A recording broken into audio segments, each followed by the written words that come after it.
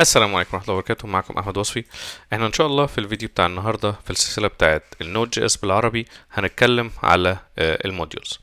قبل ما نتكلم على الموديولز هنبتدي نكتب حبة ستيتمنتس كده ونشوف هيبقوا عاملين ازاي وازاي الموديولز هتيجي وهتحل المشكلة اللي عندنا. طيب أنا دلوقتي بكل بساطة ممكن نيجي هنا نعمل variable جديد أو نعمل هنا variable جديد ونقول إن هو مثلا number 1 وده هنحط جواه 10، فالقيمة اللي جوه نمبر 1 هي 10. وبعد كده بعديها هنعمل if statement، والif دي هنكتب فيها لو نمبر 1 أكبر من 5 يعمل لنا هنا console.log number is greater than 5، ولو أقل من الخمسة النمبر is less than 5. طيب نجرب هنا كده نرن الابليكيشن بتاعنا، وهنلاقي علشان خاطر النمبر اللي احنا استخدمناه او الرقم اللي احنا استخدمناه هنا اكبر من الخمسة، فدخل في الاف كونديشن دي وحقق اللي جواه.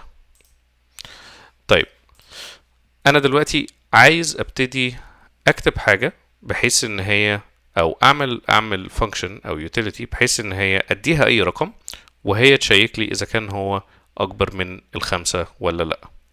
ففي الحالة دي هنيجي هنا ونعمل فانكشن، والفانكشن دي هنا هنقول is greater than 5، وبعد كده هنكوبي الحاجات اللي موجودة هنا ونحطها جوه الفانكشن. وبعد كده هرجع تاني واعمل node index.js وهلاقي ان هو ما طلعش حاجة علشان احنا لسه ما عملناش الكول بتاع الفانكشن. فنيجي هنا ونقول is greater than 5 ونديها number 1، وبعد كده نسيف وبعدين نرن الكود بتاعنا هنلاقي number is greater than 5. طيب ممكن نعمل variable تاني هنا number 2 ونخلي مثلا فيه 4، وبعد كده نقول is greater than 5 number 2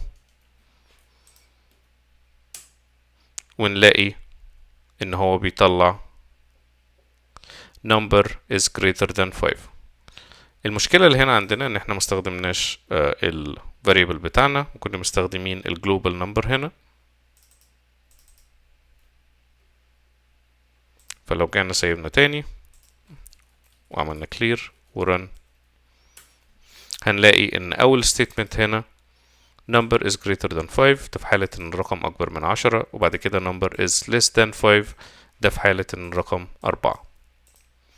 طيب دلوقتي لو افترضنا ان انا عايز ابتدي اعمل فانكشن تانية، والفانكشن دي هي هل الرقم ده اكبر من 10 ولا لا، is greater than 10 وبرضو نفس الكلام بياخد number، وبعد كده جواها لو النمبر اكبر من 10 هنعمل console.log، ولو الرقم اقل من 10 هنعمل console.log. ونجرب هنا تاني is greater than 10 بالرقم الاولاني والرقم التاني، وبعدين هنلاقي هنا number is greater than 5 وبعد كده number is greater than is less than 5 وبعد كده الرقمين التانيين اقل من 10. طيب لو احنا ابتدينا نقعد نزود functions في functions وعايزين نكتب كلام ونعمل حاجات كتيرة كده، معنى كده ان الابليكيشن بتاعنا كله هيبقى في فايل واحد وهيبقى كبير جدا ومش هنعرف نقدر نعدل فيه، ولما يبقى عايزين نعدل في جزئية هنلاقي الموضوع صعب. وهنا بيجي دور الموديولز بكل بساطة. فكرتها ان احنا هنا هنيجي نعمل فايل تاني ونسميه مثلا util.js او utils، واحنا عايزين في الاخر ان احنا ننقل الفانكشنز اللي احنا عاملينها هنا وناخدها كده cut ونحطها هنا ونستخدمها ازاي. هنيجي هنا في ال index.js وهنستخدم حاجة اسمها require، و require دي فكرتها ان احنا هنقدر نعمل import لموديول تاني او في يعني للتبسيط فايل تاني. فهنا عندنا util.js ونقدر نسويه ب مثلا نسميه utils هنا كده. طيب احنا بتعملنا كده دلوقتي، وبعد كده خلينا نكومنت اوت الكلام ده ونحاول ان احنا نعمل console.log ال utils ونشوف فيها ايه. نيجي هنا نكلير التيرمينال ونعمل node index.js. هنلاقي ان هي فاضية. ليه بقى فاضية؟ علشان احنا نقدر نعمل export للاتنين functions دول من ال utils.js محتاجين ان احنا نعمل حاجة اسمها نحطهم في الموديول.exports. الموديول.exports ده اللي بيتيح لي بعد كده ان انا لما اجي امبورت موديول هنا يبقى جواه الاكسبورتس بتاعتي اللي موجودة هنا. فلو جينا نجرب نرن تاني الكلام ده كده هنلاقي ان جوه اليوتيلز اتنين functions، واحدة اللي هي is greater than 5 والتانية اللي هي is greater than 10. طيب خلينا نكومنت اوت الكلام ده ونرجع تاني الكود بتاعنا، وبعد كده نبتدي نستخدمه من اليوتيلز. اول ما نبتدي نكتب يوتيلز هنلاقي على طول ظهر لنا الاسامي الفانكشنز بتاعتنا، وبعد كده نسيف ونجرب تاني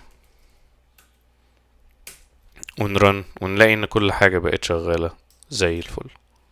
طيب سريعا كده ده كان اللي احنا خدناه في الفيديو ده. اتعرفنا الاول على ازاي نرن النود اندكس فايل بتاعنا، وعملنا functions، ولان الموضوع لما بيكبر بيبقى صعب ان احنا نمانج، فهنبتدي نستعمل حاجة اسمها modules، وبعد كده ازاي بنعمل import بتاع الموديولز وازاي نستخدمها جوه فايلات تانية.